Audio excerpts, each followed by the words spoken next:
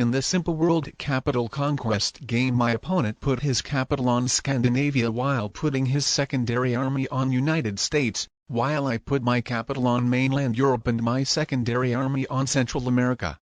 I've got the attacker's advantage of even 6 troops when crushing my opponent's secondary army, and then after capturing South America I captured the territory of North Africa too. So I could fortify my 9 troops army on capital, so my opponent wouldn't get the attacker's advantage if he went crushing them with his biggest army.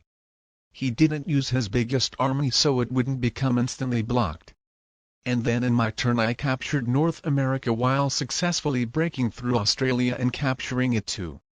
My opponent with his newly gotten troops invaded me into Australia and took over it, while with his biggest army fully capturing North America. I then failed to break through Australia. But next turn, having a set at 3 cards, I completely took over Africa with Australia. But luckily for my opponent he had a set at 3 cards too, and he broke through both of my continents capturing Australia. And in my turn I failed breaking through it, so I fortified some troops out of my capital. Then my opponent right here successfully invaded me into Africa, and then got a really good attacker's advantage of losing no troops when taking down my army of 4 troops. Right here my opponent didn't have a set at 4 cards. So I ended up holding all of the bottom continents. Then my opponent trading an A set broke through all of them.